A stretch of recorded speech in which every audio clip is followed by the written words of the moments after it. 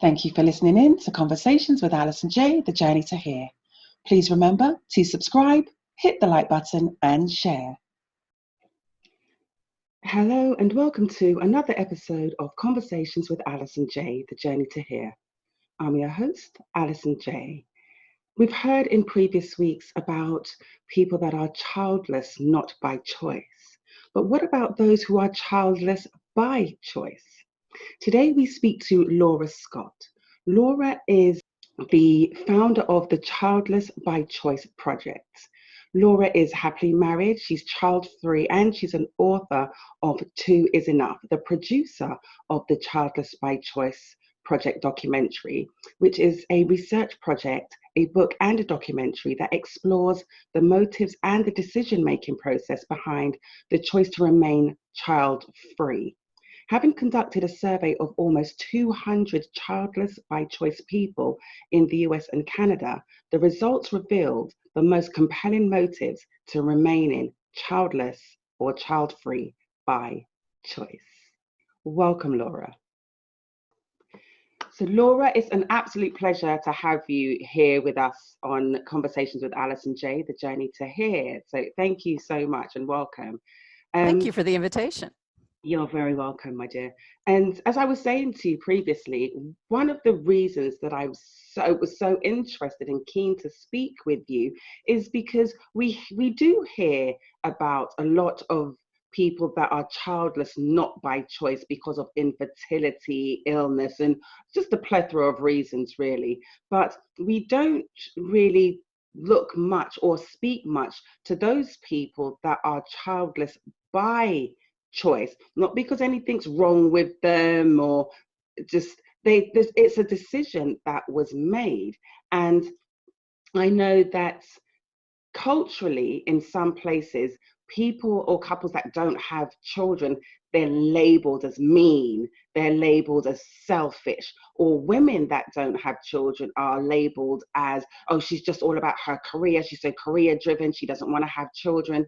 Not stopping to think that, you know something, there are reasons why people make the decisions that they make. There's a journey, there's a process, and people don't just wake up one day and say, that's it, I'm not going to have children, so it just is what it is. There's a reason, and I'm just happy to be able to speak to you, to just delve more into that, especially as someone that has written a book on the topic, that has done a documentary on the topic, and has surveyed close to 200 people in both the US and Canada to just look at the reasons behind why people make the decision to not have children and to remain childless or child-free. So, Laura, if you don't mind, please just tell us about your journey that led to you making the decision to be child-free or childless. Absolutely. I was what I call an early articulator. So I knew at a fairly young age, probably around 15, I had the feeling that motherhood just wasn't for me. Mm-hmm. And I really just couldn't imagine being a mother. You know how you have little friends and they've already named all their children Yes. and they're playing house Mm-hmm. and they're playing mommy and they love their dolls. I hated dolls. Give me a stuffed animal, I would be so much happier. I just remember my profound disappointment when one of my relatives had given me a doll for Christmas. And I think I was probably 6 or 7. Mm-hmm. And I thought that was just the worst gift. My goodness. It was one of those little dolls that you could put water in and it peed, which made it even, I think, a worse gift for me. I just didn't understand why that would be a good thing for me to have and play with. And maybe I was just a bit of a tomboy. I was the firstborn. There's quite a lot of child-free firstborns. I don't know. I haven't quite figured out why that is important. If it is, it could be. Yeah, I haven't quite figured out why that is, but could be because they were the babysitters and they just had enough at a young age to think that's it. You know, this was thrust upon me, so I'm not going to then do it by choice. That's true for some folks, Mm, absolutely, that they were the caregivers for their siblings. That wasn't true for me. I had a younger brother, but certainly I didn't feel the burden of having to babysit him or okay. care for him, or I didn't feel that burden at all. We were good buddies, and I enjoyed him and enjoyed being with him. Hmm. I just I had other ideas about how I was going to live my life. And one of them was I could see myself as a teacher and a Hmm. mentor to children, but I could Okay. not imagine myself as a mother. And it wasn't because of fear, and it wasn't because of having a bad childhood or having a terrible experience of being a child. I had a very good childhood. I had, a very strong family, mom and dad, still married, very, I think, idyllic childhood. Hmm. But I also was told by my parents that I could do and be anything I wanted to be. And so, since that choice had widened for me and I was given full permission to do anything, Hmm. um, unlike our mothers and grandmothers, perhaps, that literally had the choice of being wife, mother, nurse, teacher, Yeah. entertainer, prostitute, laundress, house cleaner. Hmm.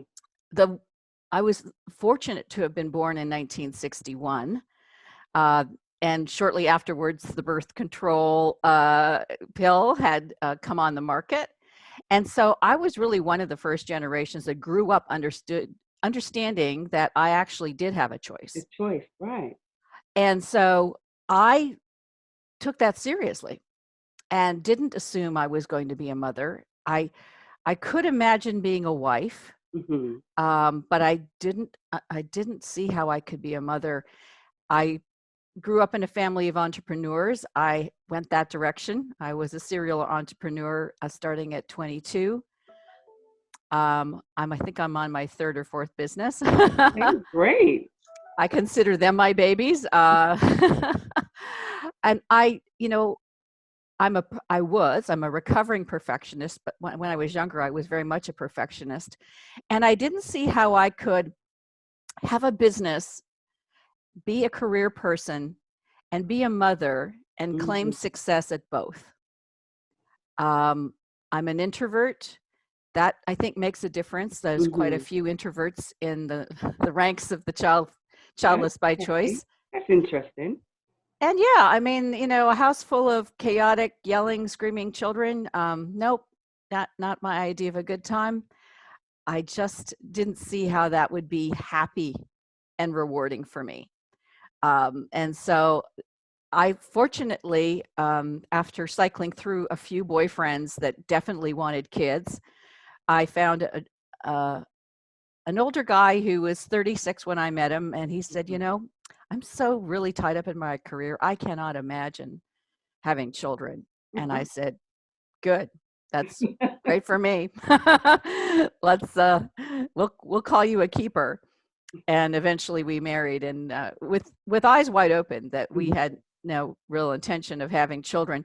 I didn't want to close the door completely, so I didn't ask him to have a vasectomy, but I went on the birth control pill. Mhm. And he always said to me, I think men always assume women will change their minds. So he said, if you ever Yeah. change your mind, please do so before I'm 50, because I don't want to be an old dad. But yeah, it was something that we really agreed upon Mhm. early in, and I had that desire since I was 15, and I have never ever regretted it.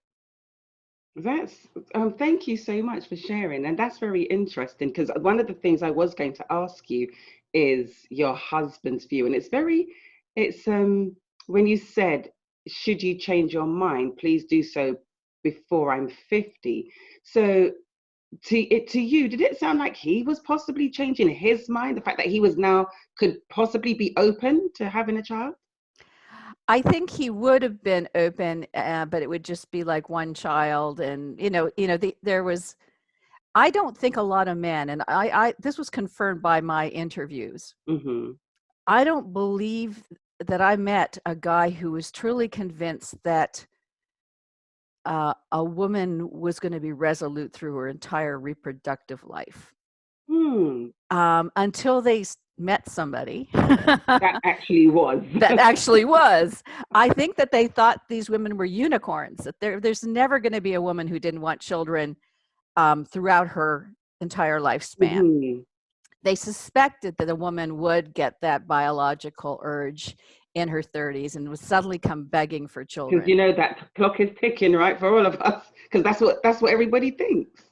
That's the assumption. So the common assumption that people make about the child free is that we will change our mind and children Mm. will come whether we plan for them or not, Mm.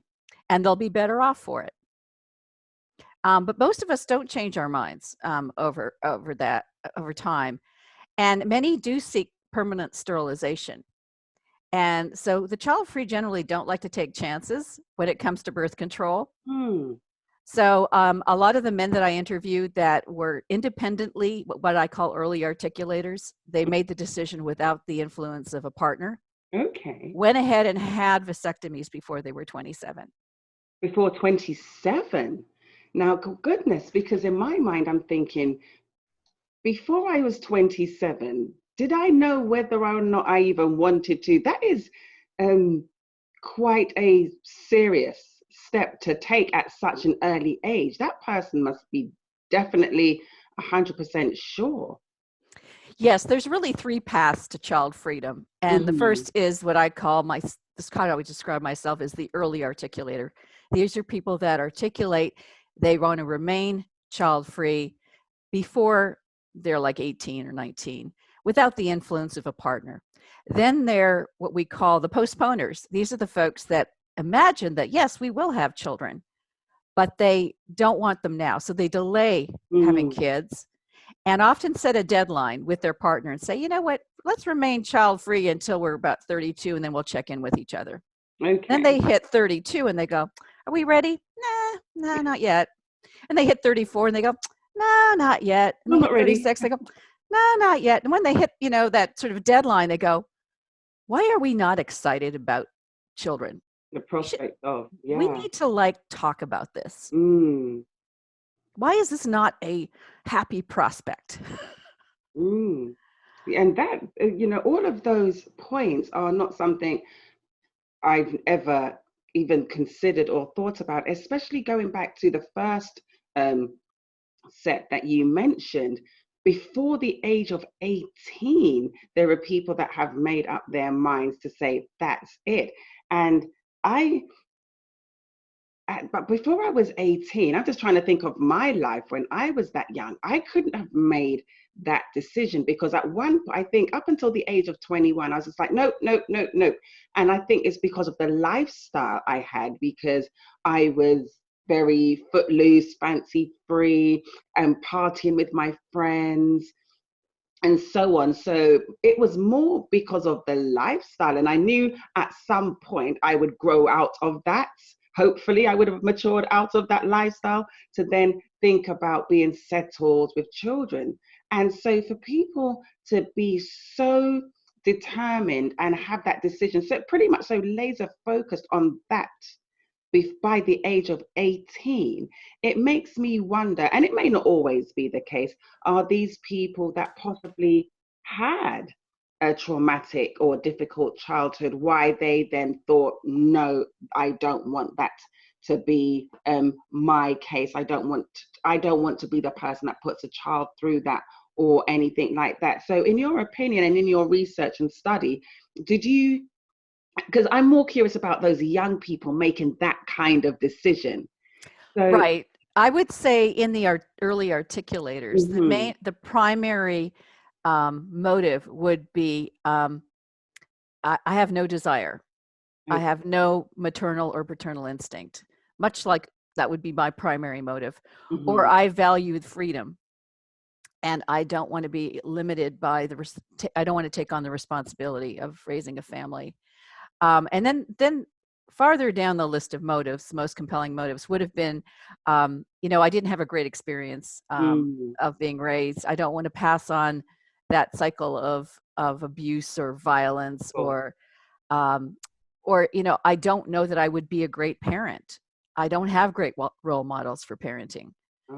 And so they don't have a lot of confidence going in as a parent because of their experience of being raised as children. And I think for most, that's where their mind would go hearing someone so young, because you know what it's like, to be honest with you, as we are that generation now, but when we were coming up, and sometimes when we look at the younger generation, when they make certain decisions, we think, hold on, you're too young to make such a serious decision.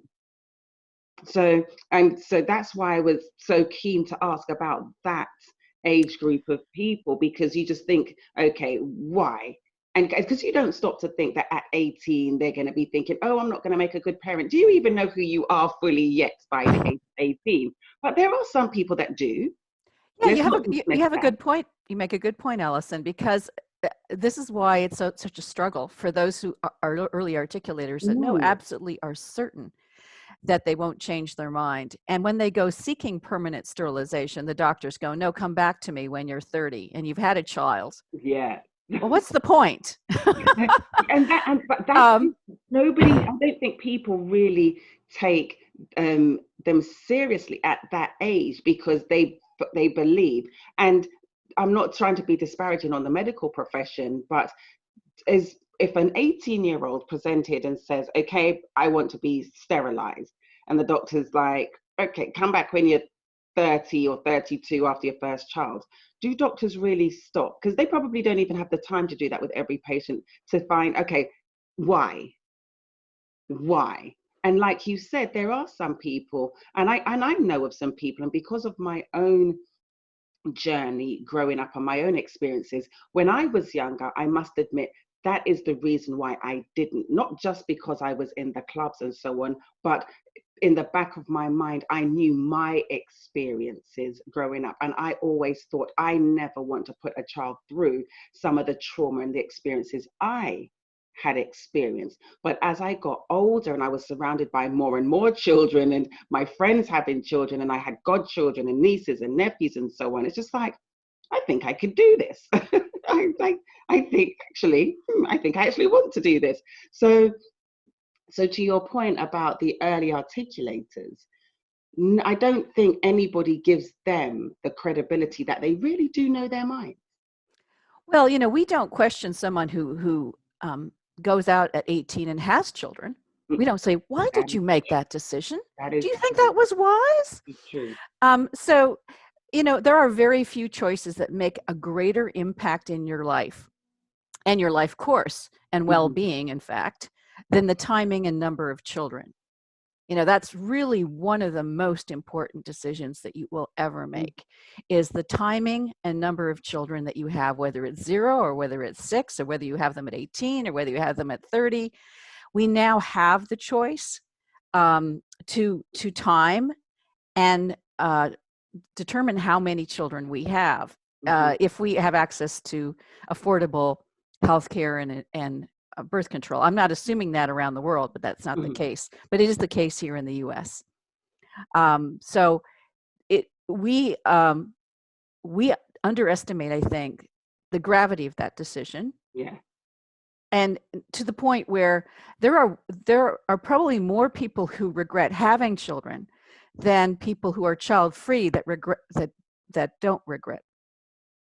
So there's been studies in Norway that did end-of-life studies where they compared people who had children and their quality of end of life and their well-being to people who did not have children by choice, and found that the people who chose not to have children by choice, it was their decision, not by circumstance, were actually had experienced a higher level of well-being than parents and people who had wanted children but did not have them. So I think choice is the secret thing here. If you have made this eyes wide open after really weighing all the options, and you made the choice for yourself to remain child-free, you have a pretty good chance of feeling pretty good about that decision through your life. Yeah, and I like the fact that you say that, make the decision eyes wide open, because to be honest with you, regardless what people say, I don't think, and I don't believe people make that decision lightly. It's the way that I think society portrays that is as though people they find a harder time deciding on what they want to eat than whether or not they're going to have children. And that's not really the case, because I do believe people do think long and hard about the fact that, like, having children is not for us. And your study and your documentary and your book shows that people make the decision. And they go through a decision making process. And that's what I think is different Mm-hmm. than previous generations. They did not decide whether or not to have kids. They made an assumption that they would have kids, Mm-hmm. and they didn't feel like they had an alternate choice. And so that, not knowing that you have an alternate choice, isn't a choice. It's an assumption that you go into life making, that I will have kids whether I want them or not. Mm. And so the only way to have been a woman and not have had children, not that long ago, in the 20s, the 30s, before we had wide access to birth control, was to be a spinster, was to not marry at all. I'm glad you mentioned that word, because that's where we were going. Yes. And I'm glad you mentioned that, because I was talking to a gentleman who they're childless, not by choice. And they were just telling me of all the things in the community that they were called, the names they were called, how people badmouthed them and says that women without children, they must, because he's from Zimbabwe. So you can imagine culturally. Very, tough. Exactly. And people were calling his wife a witch, saying that she was mean, saying that she was cursed, all those kinds of things. And it's just so frustrating, for want of a better word, to think about the way that people label others. Because I remember, and now that I think about it, it's actually a little embarrassing when you think about when you were growing up and there was that old lady that lived in the big house at the end of the street that had no husband, no children, and we just thought the house was haunted. And there was a game, I don't know what they would call it here in the US, but we called it Knockdown Ginger, where you'd go knock on the door and run away. Yep. So all those kinds of things, and because she was a woman with no children. And I don't think anybody, well, definitely not that was explained to us children, but because you could hear the adults talking and so on. And I don't think anybody actually stopped to ever get to know these, and I don't like that word, spinsters, to find out what their journey and their story had been. Especially because if we look at, because I was born in the early 70s. So especially when we look at the fact of that was a given, you go through school, you get a job, you get married, you have children, and that's it. What is it? The 2.5 children, the house and the white picket fence. And nobody actually ever stopped to, and I think maybe some of those women may never have been married because they couldn't have children, or the husband left them, because at that time, that is what you were supposed to do. And many of those poor women turned out like Mrs. Havisham, just there, still sat there in the wedding dress with all the wedding food, because back then, to not be able to have children was just something that was probably one of the worst things that could ever possibly happen to. You were damaged goods. Yeah. And then so these women were then labeled spinsters and left on the shelf and so on and so forth. And is it any wonder? Because yes, some of these women were labeled mean and selfish and witches, but to be honest, yes, you do have those. Let's not say that we don't have those types of people. But maybe some of those women became that way because of how they were treated, for the sheer fact that they just couldn't have a child, and nobody was patient or compassionate enough with them for them to be any way other than mean and bitter. And you have that even with men, the unmarried bachelor Mm-hmm. was always, suspicious. Hmm. Even men have had that experience. They were either ne'er-do-wells, or they were closeted gay men, or there was all kinds of assumptions we made about a man who didn't marry. Hmm. And so, yeah, I think it works both ways. I don't Mm-hmm. know that it's specifically gendered in that kind of, people sort of cast a gimlet eye on people who don't do the conventional thing. Mm. And, I think in Britain, they're better actually at assimilating the eccentrics Yeah, yeah, into that their is villages and towns. that is Not very so much in North America, I'm afraid. There's always a grab a granny night at the pub, where, a single woman could go to the pub and someone would buy her a beer and true. twirl her around the dance floor and things would have been fine. And she might have had a few too many cats and she might have, Yeah, the smelled cat like lady. stale perfume, but, people just said, okay. Mm. Um, but North America, I think it's a little harder even than in the UK to be that eccentric bachelor or Mm-hmm. spinster. There's less tolerance for unconventional ways of being. It's interesting you should say that, because now that I think about it, yes, we do in the UK. We love an eccentric person. We do. We absolutely do. They fascinate us. And but I never really heard much about how men without children were viewed, because and now that I'm thinking about it and growing up, I don't know if I actually ever knew any, nor, and I'm just thinking, and nor did you have that, the you do see it on television and in shows about the grumpy old man, like that doesn't have the children and so on. But personally, I never knew any of those, and I never came across any of those. But we did come across plenty of Mrs. Havishams. We did come across plenty of the old lady in the haunted house down the street. We did come across the cat lady. We came across all of those, and it just always seemed so that more pressure was put on women to have children than ever was put on men. And if a woman didn't have a child, then all the labels and the names were thrown at her. So I'm grateful that you raised that point about how men are also labeled and perceived when they do not have children, because and which is a shame, because men aren't really given that platform or that voice to be to be able to speak to the fact of, we made a decision to not have children. I'm fully able to have children as long as I know medically, but the choice is, we decided not to. And there are reasons. We didn't just, again, decide that we're not going to have children the way that you decide where are you going to eat.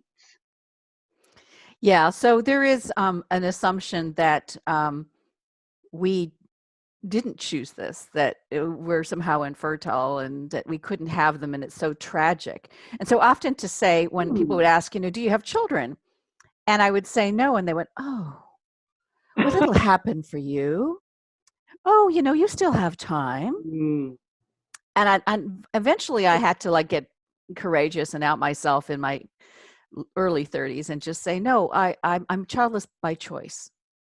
Mm. And then the conversation would end.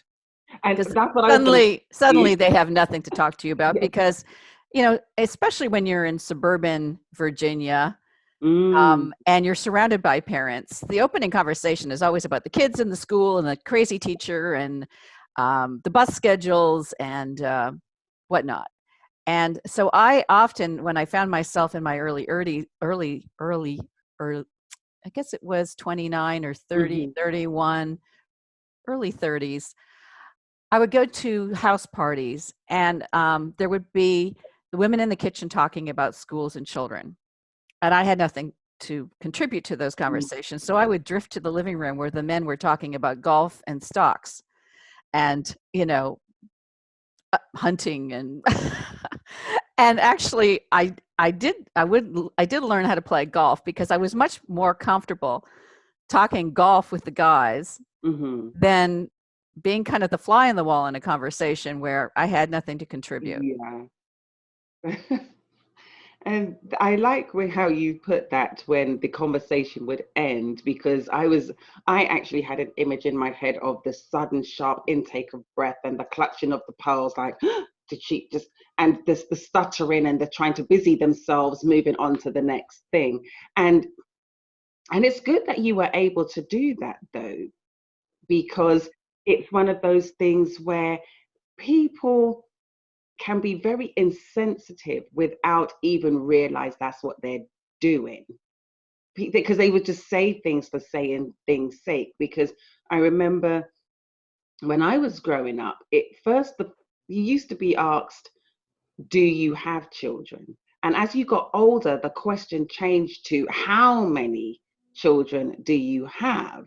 And again, it's just like, and I think for me, because anybody that knows me knows I've always been quite outspoken anyway. So I never really got I never got that, because anybody that knew me knew that I was that person. I was always doing something. I was always busy. I always was, had my job and had a business going on the side, a bit like yourself, because I had a full-time job and I started a wedding and events planning company, and I was doing this and I was doing that, and so people that knew me, I think they actually just made the assumption that, listen, Alison, she's always so busy, got things going on.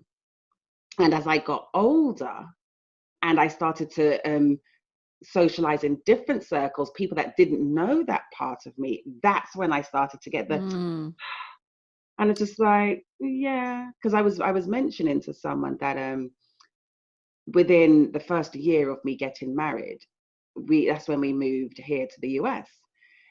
And a family member, whenever I would call him back in London, his wife would always answer the phone. And the first question, I'm trying to think if she even said hello first once she heard my voice. And I'm just trying to, I was thinking, did she actually even say hello? Yeah, it was probably like, hi, you pregnant yet, Al? You pregnant yet? It was, that was always, and because I got married later, I got married at 40. So it was one of those things where everybody automatically assumed that we were going to get married the next day I was going to be pregnant, because, that clock is ticking, you're getting older, your eggs are drying up, because those are comments that would be said to me. Sure. Like, okay, thank you very much, but I'm sure my eggs are fine, but thank you for checking. And it got to the point where I had to say to this family member, tell your wife, do not ask me that question again. Yes. Good for you. And it was one of those things where it wouldn't have been nice if she had asked me that question again, because I can't guarantee your promise the way if I would have spoken to her in a very nice way. So, but people tend to do that, be so insensitive without even stopping to think of what they're asking you. Exactly. It's almost like, you would go up to a man and say, can you still get it up, sir? Do you still have some swimmers? We're just checking, just taking a random poll around the room, making sure who the fertile people are, just so we know who to talk to. I mean, it's silly. It's just so silly. Nobody does that, do they? But No. You've given me an idea now, Laura. I think I may just have to do it. No, I'm kidding. But it's true, because everybody's so into a woman's uterus and her ovaries and everything, like it's everybody's business because it's a topic of conversation. No, it's true. Nobody does that, but I'm just thinking, if a man ever asks me that question, I think that is going to be my response. So, how about you? Can you still perform? Have you ever thought of taking Viagra? Have you still got swimmers? Do you think? Because I think if we start, but then people, will then be labeled, and pardon my expression, but next thing you know, like, she's a bitch, she's this and she's that and all the rest of it, right? Right. But it's supposed to show the difference between how men and women are treated on this topic and in this conversation. Because nobody would have that conversation. You're in a dinner party, and the conversation could turn to you as a woman about children and not having and how many and why not. But the conversation doesn't go to him. Well, this comes to really a fundamental question about the value of human beings on this earth, right? So women are valued because they're breeders. that they bring children in the world, and they nurture, and they are like the keepers of the next generation, and Mm-hmm. the raisers of children, and the bearers of children. And men are the breadwinners, and the industrialists, and the builders of things and communities and businesses, and Mm-hmm. they're the workers. But this has all been turned on its head in the last couple of recessions, in that women are now becoming the primary breadwinners of their families. Mm. And this has been the biggest shift in what is, I think, most impactful about reproductive decision making in North America, is that now, back in the 20s and pre-industrial, children were economic assets. Mm-hmm. Now they've moved to cherished luxuries. Not everybody has the wherewithal, the resources to raise 10 kids, nor would they want to, because 10 kids are no longer assets on the farm. Yeah, yes, like the woman that So was in the shoe. exactly. So you really have to understand that this is not just a bunch of people deciding that, you know what, I don't want to be bothered with raising children. Mm. It's really very much a survivalist kind of instinct to say, you know what, we don't have the resources to have large families anymore. We might have if they all lived on the farm and we were self-sustaining. Mm-hmm. But if we're living in Manhattan, we're not having 5 kids. Yeah, where are you going to put them? And again, children are not cheap. They're Mm-hmm. expensive to put them through school and college and so on. It is something that I think more should be more thought should be given into having children and the number of children than not, as you say. So Laura, let me ask you, the documentary that you made, what led you to make that documentary and to find out the journey of other people? Well, I really wanted to understand the decision-making process. So the documentary is different than the book. The book, Two is Enough, is really more about the couples who have made that choice. Mm-hmm. And but the Childless by Choice project, which is the documentary, is really more about two undecided couples who are on the fence, and how they decided to or to not have children. Mm-hmm. And I don't want to be a spoiler, but one couple does make a choice to have one child, and the other couple remains child-free. But it is to me, that was the most fascinating part of the research, is Mm-hmm. to really illuminate and to show the world that, yes, now we are actually feeling like we have some agency, that Mm-hmm. we are actually making a choice to have kids or not to have kids based on our own self-awareness about what we want, and what we aspire to, and what we need. And so I've talked to a lot of women who are childless by circumstance, Mm-hmm. and they go, Laura, you've always said you don't regret it. And I said, I like children. I just don't need to own them. I have mentored young women a, a lot through my life. I have 2 young women I mentored through their high school years that still send me virtual Mother's Day bouquets. And so, you can have, if you're feeling like, oh my gosh, I'm childless and I'm not really happy, and I wish I had the opportunity to be a mother. You have Mm-hmm. to understand that motherhood is a role. Yeah. It's not a destiny. It's not a calling. So if you want to express, say, a value of nurturing, you can do that other ways. Yeah. And even the child free are often godparents, and they've mentored children. Yeah. They're in child advocacy kind of charities and things like that. They're teachers. I've interviewed a lot of teachers who Mm-hmm. say, you know what, I have a classroom of 30 kids. When I get home, I just want to put my feet up and stroke my cat. And Uh, that is, I can just imagine that, because literally it's quite funny, because one of the things I actually wanted to do early on is I wanted to be a teacher.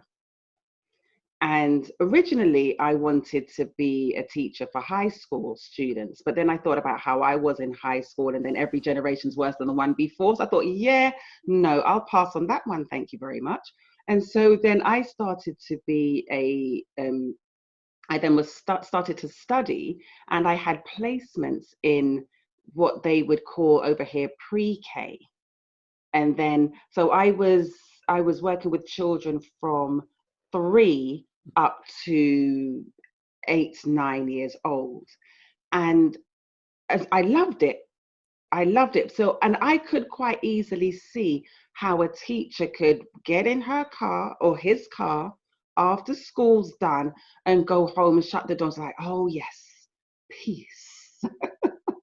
And one of the things I'm glad that you mentioned as well, because I meant to say this earlier on, a lot of people possibly assume that those that decide to stay child free or childless don't like children. And that's not true, is it? No, no. There are about, of the people I surveyed, there was probably about maybe 40%, 42% that said my primary motivation for not having children was I don't like them. But that's a minority. 60% or 58% said, I like children.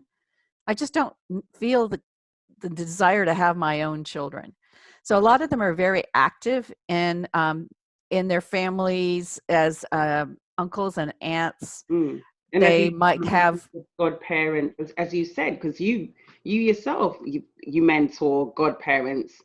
So they are active in children's lives, and so it's not that they do not like children, right. because you do have some people that, and you've seen it, you give them a baby to hold, and it's just like you may as well have just given them just like a garbage bag, the way they're holding this poor baby at arm's length, like, what do I do with this thing? Oh my goodness. So you do have those that don't like children, but that's not really, and it's not the case for the majority. Right. And I was one of those folks that if the stork could have delivered a 12-year-old, I probably would have signed up for motherhood. I am not into the infant, and I did babysit, and I babysat infant twins. It drove me nuts, and small kids, and the little kid that's, would go, why? And you're going like, this is not fun. I had these horrific experiences of children that were really not ideal aspirations for what you really want to experience as a mother. I had some really crazy kids that I babysat. And so nobody could have, when they say, oh, it's different when they're yours. No. Some of the kids I babysat are in jail right now. And Wow. And a violent crime. So I kind of had a sense that these kids were not going to turn out and be the model citizens that you hope that every child that you bring into the world is going to be the next president or the, Madame Curie or something. But the reality is that the odds may be against you. And there were a number of people who said, had I been born in the 1920s or the 1900s, I might have had kids. But I would be really, really concerned about bringing kids into this world.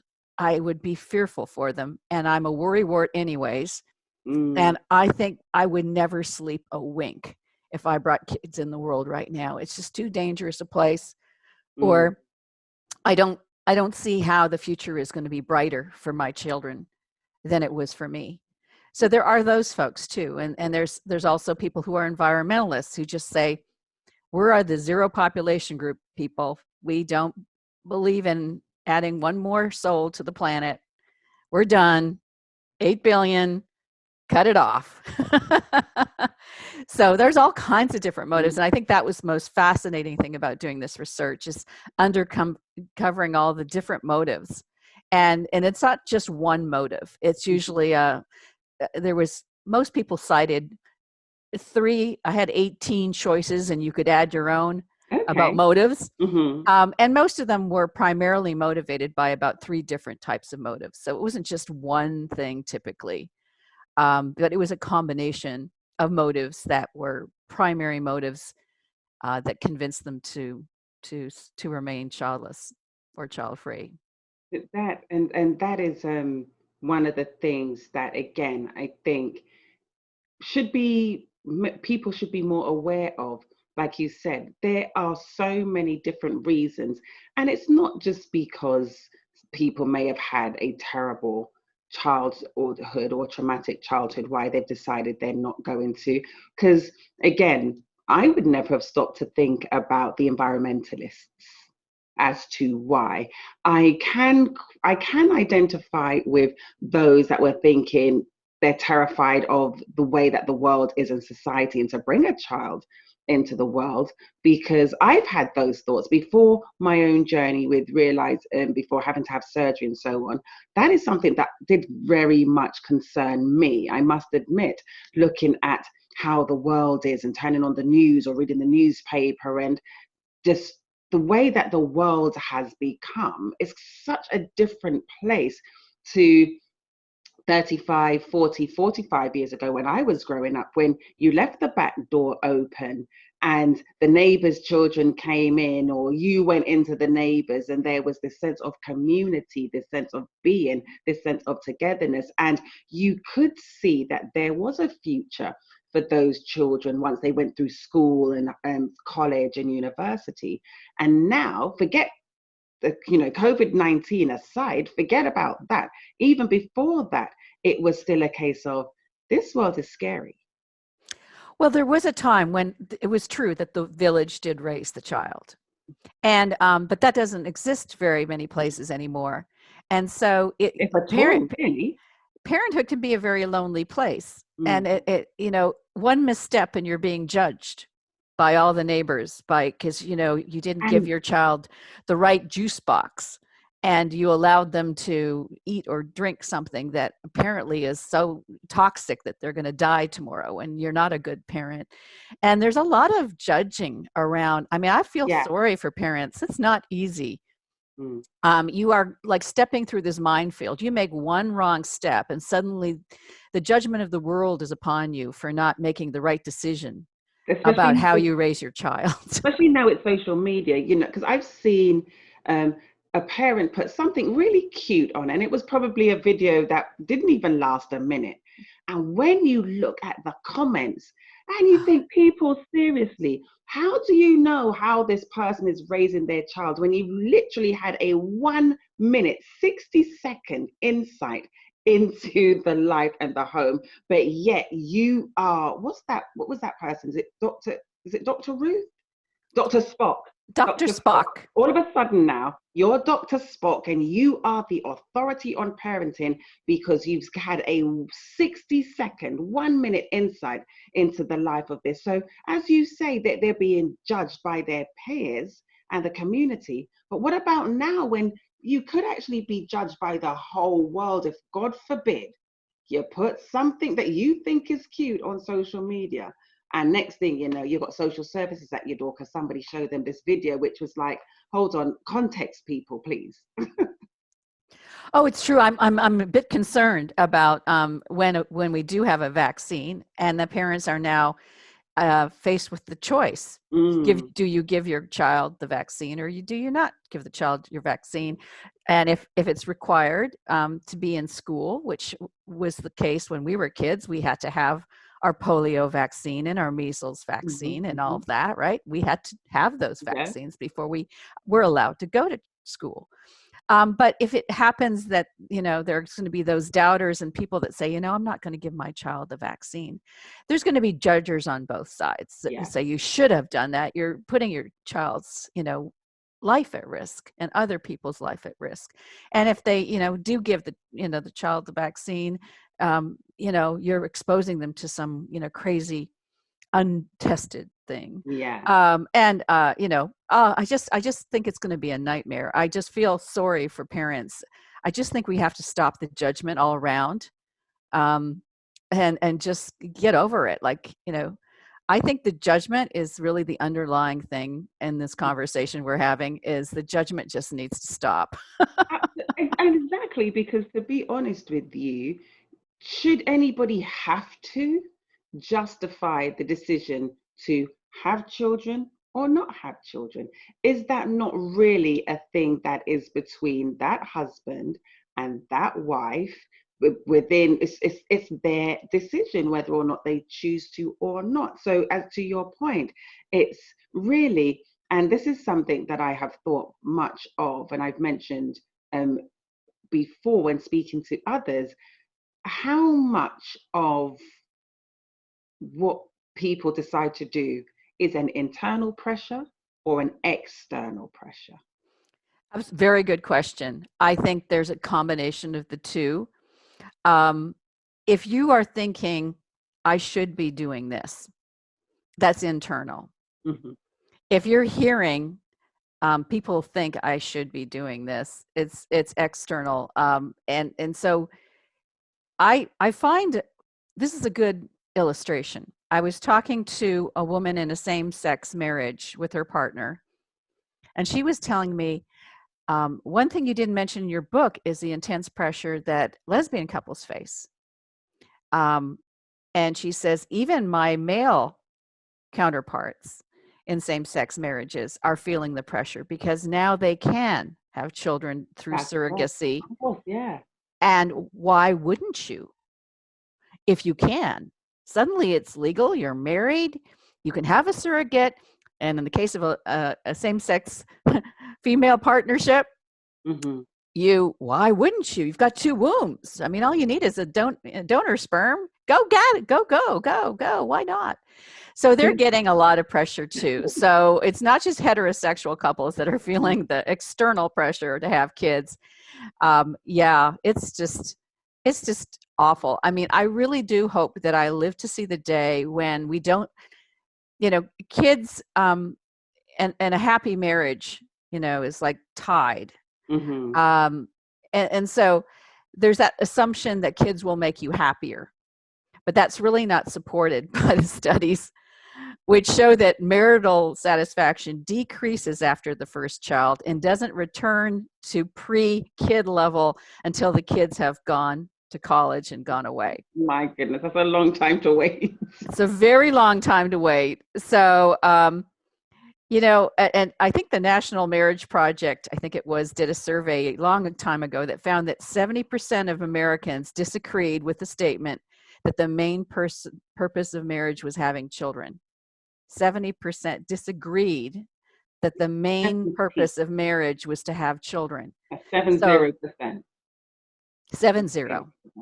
So we have, I think, made a important disconnect here on marriage doesn't equal children. Mm-hmm. Marriage is a partnership entered into by choice. If it produces children, it's because both parties decided that was a very good thing for them. If it doesn't produce children, we can maybe assume that they didn't want children or they couldn't have children, mm-hmm. but that the marriage is no less legitimate. Yeah.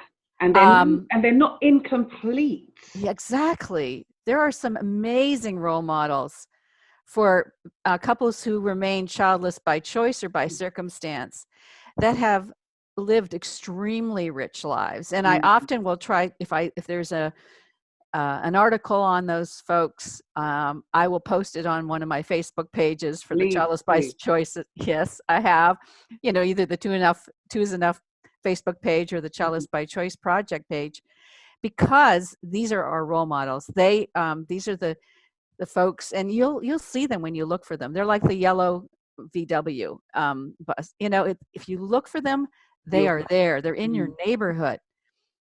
And if you have any doubt that you can live a happy and fulfilled life without children, you just need to seek these folks out. They're amazing. And I hope to have a chance to, as my group that I interviewed, most of them were between the ages of 23 and 62. Okay. As they age, I'll go back to them and revisit and say, and ask that question, which I did the first time. Have you ever regretted not having children? Mm-hmm. And I heard virtually no regret. I went looking for it and did not hear regret. And so regret really is the boogeyman. It's the monster under the bed. Because I went looking for evidence of regret and I didn't find it. And so let's not assume that there's regret there. Let's assume that in the absence of children, life happened. Yeah. and that life was self-determined because there was no obligation to raise a family. Mm-hmm. And the only obligation was to nurture that relationship and live the best life you can live and follow your passions and your dreams. Yeah. And so generally, these folks are doing pretty well. We should not feel sorry for them. And that is a very important point, that they are not incomplete. Couples that choose not to have children, and even couples that don't have children because of circumstance, they are not incomplete. Because going back to what you had mentioned about couples without children, there's automatically, for some reason, this whole thing where they're lacking, they're missing out, feel sorry for them. But Yeah. there are, and I know some couples that do not have children, and I don't know whether it's by choice or not, because I didn't pry. But to me, to the life that they live and how I see them, and these are people I've known for many, many years, they do not look incomplete. They do not look sad, happy, or broken, because you were mentioning about children, children bringing marriages closer together. How many times have we heard and seen of a marriage that was having difficulties and problems? They had a child thinking it was going to bring them closer, when it did the complete opposite. There are some cases where it did. Mm-hmm, Let's not mm-hmm. discount those. Yeah, yeah. But there are some where it just continued to widen the gap and the rift in that relationship. So again, children shouldn't be used. Having children should not be used as this is going to fix it. This is a catch-all to fixing our problems and things like that. Like you were saying, some people looking at having children, it's a luxury. It is, some people, it is, they want that extension of themselves to grow their families, and it's fine, but you're not incomplete without them. You can still live, whether you've chosen to or by circumstance, you can still have an amazing marriage. And if your marriage isn't amazing, children can be a beautiful distraction. Yeah. But then when they leave, you're stuck face to face in this house with your partner, and you go, so where are we going now? And this is, I think, the scary thing. So I'm also an executive and leadership coach. And so I coach people who are in, either in transition as an executive role, maybe they're exiting, they're selling their businesses. And so we have a lot of these conversations. Mm-hmm. and when they often will ask me to weigh in on their decision making about what's next. And I always say, I can't speak to that. I, as a coach, want what you want for you. Yeah. Might not have made the same choice, but I honor your free will. And I want to support you as long as you do no harm. And I want you to find your joy. And I want to help you find your purpose. And when you're an empty nester, it's a tough thing. Or if you've just sold your business, Mm-hmm.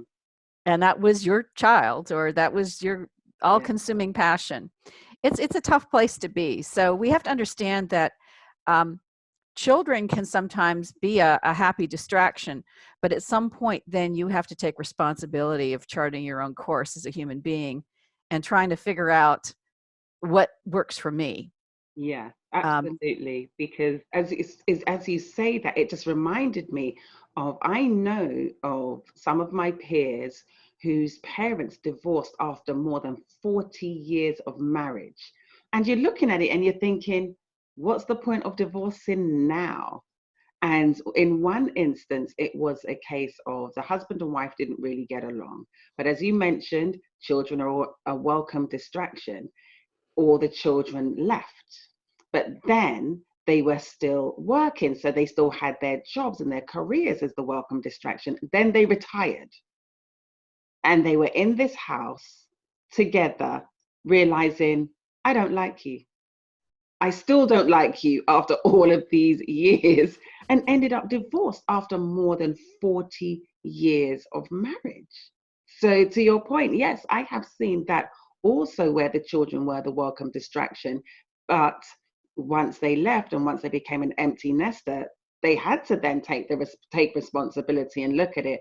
And it was just a case of, after all these years, to then get divorced and separate and almost start again when you're retired and I'm not saying that you can't begin to enjoy your life in your 70s, but it was a case of, I've often wanted to ask, do you feel as though you wasted time by not addressing this sooner and by using children to distract from the fact that your marriage just wasn't great? Yeah, no, I see that. And I think, we have to understand that, you know, as I said earlier, parenthood is a role. It's not a calling, typically. And that's a role that you'll adopt, and then they'll be gone. And then what's next for you? So I often joke that I'm sort of the what's next coach because we have to figure this out. And so it's a tough thing. I've seen a lot of people come to coaches because they are struggling with that. What's next? And it's usually because they've either lost their job or been laid off, or they're retired, or they're selling their business, or their kids have gone, and they are going like, my time was consumed with the children and their thing, and now I don't have that. And it leaves a very, very deep void that begs to be filled by something that is not regret and sadness because they're not coming over for Sunday dinners every week. And just a couple more questions, if you don't mind, Laura. One of the things I wanted to ask you is, when you were, because you said that in your 30s, I believe you felt that you were able to really be more vocal and say, actually, we didn't want children. So did you ever face any criticism about your decision once you were able to start to say to people and tell them the truth, that it's not that we can't, we chose not to?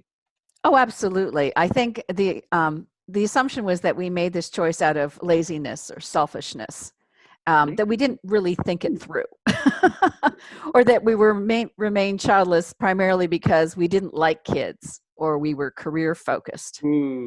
So it's just not true.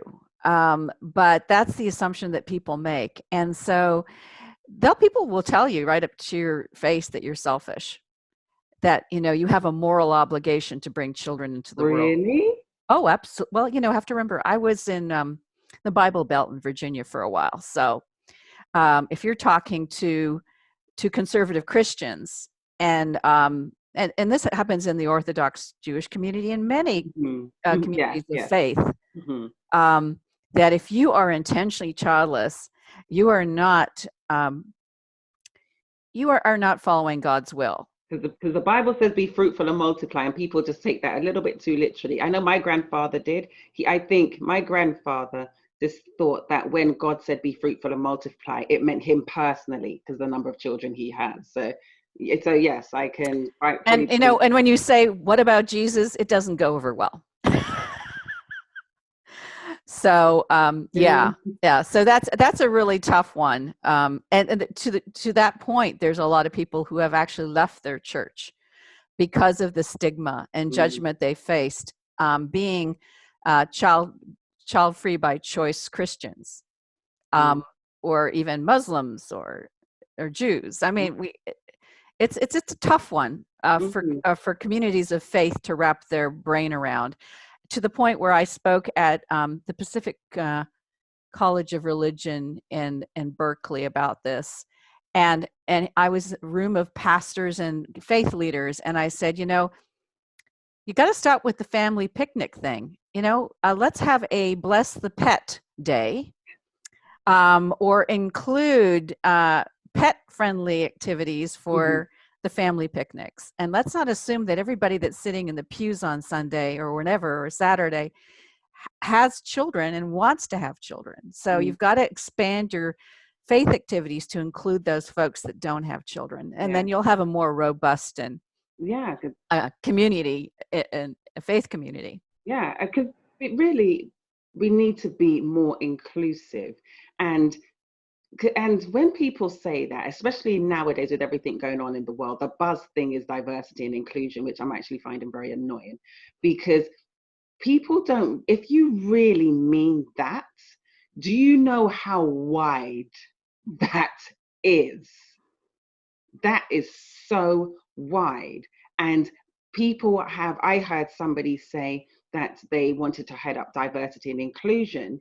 And when I had spoken to them as a woman of color, they're like, I never thought of that. I was just thinking of diversity as including more women. And I'm just like, can you see me? Hello? Hello. And they didn't think about the African American community, the Black community, the veteran community, the disabled. They didn't think of any of that. So, to your point about being inclusive in church, that net has to be so wide if they really, really mean it. And it really does have to be a come as you are, whoever you are, and not just be selective to the come as you are, as long as you're married with children. As long as you fit into this little box that Right.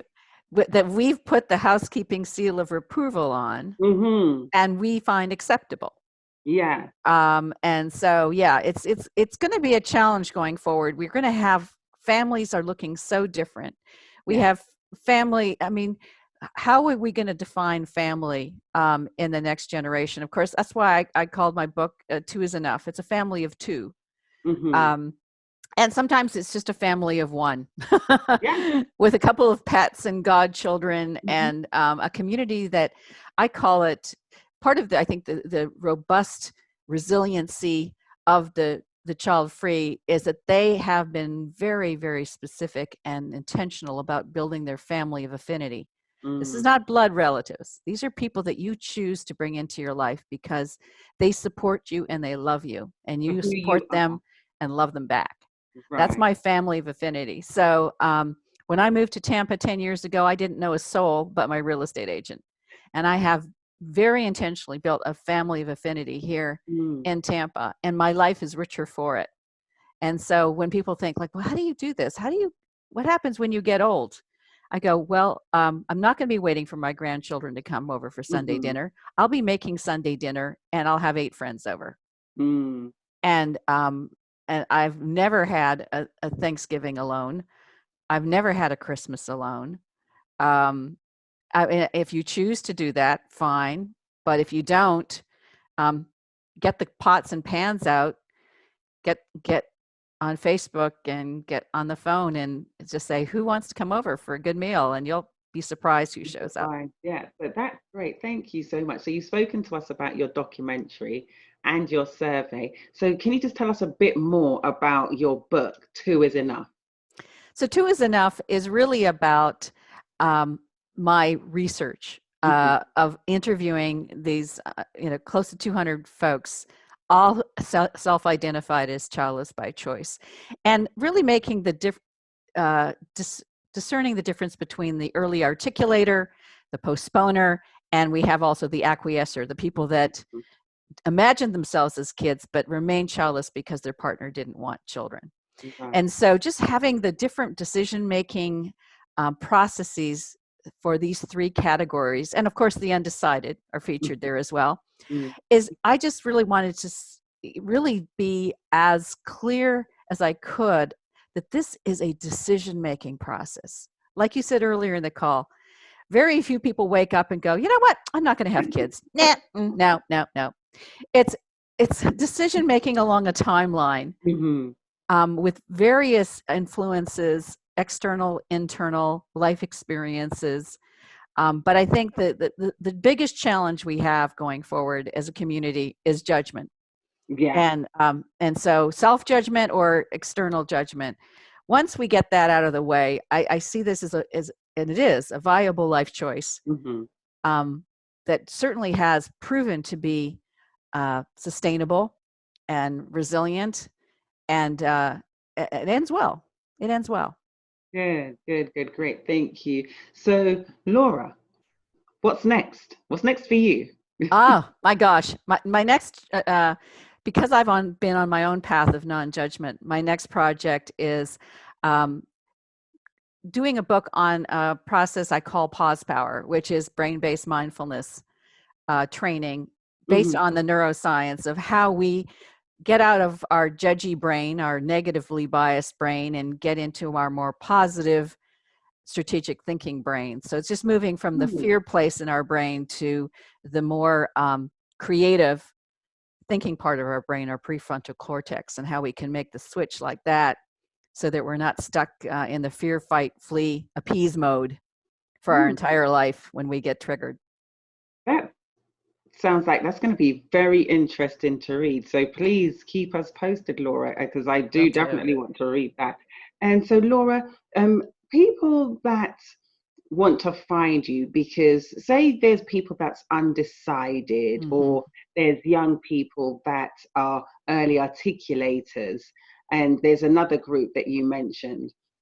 So if anybody falls into any of those groups and they wanted to really join or look into what you're saying, or just have that as another support, where can people find you? It's easy. It's www.childlessbychoiceproject.com. childlessbychoiceproject.com, and you can just click contact and email me. There's a lot of great resources. There's links to books. There's links to the two Facebook groups. One's a closed group. That's the Childless by Choice Project group.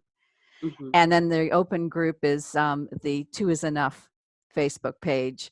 We have huge, incredibly diverse and global communities on those two Facebook pages. So you not only will find me, you'll find the communities of support and a very diverse. And then I also, for the pause power work, it's 180 coaching, www.180coaching.com. That's where I hang out, and also have the same Facebook 180 coaching. Okay, thank you. And if anybody wanted to find your blog, the documentary, the book, they can find those links on your website, childlessbychoiceproject.com, can't they? That's right. Everything is linked there. Great stuff. Laura, it's been an absolute pleasure. I've learned so much, and I'm always grateful when I can talk to someone and finish the conversation having learned something. So, and I thank you. I thank you too, Alison, for your curiosity and the invitation. I'm delighted to have had this conversation with you today. And be safe and stay sane. You too, Laura. You too. Thank you. And please do let us know when your next book is coming out, because I'm sure there's going to be a lot of people that want to be able to do that and jump out of the judgmental mind into the creative thinking. I will be starting an online class November 9th. It's 5 modules online on Zoom. So they can also find that at 180coaching.com. And so we're in a process of learning this new skill of how to make the brain switch. Great stuff. Laura, thank you so much. Thank you. Appreciate it. Take care. Bye-bye. Bye-bye.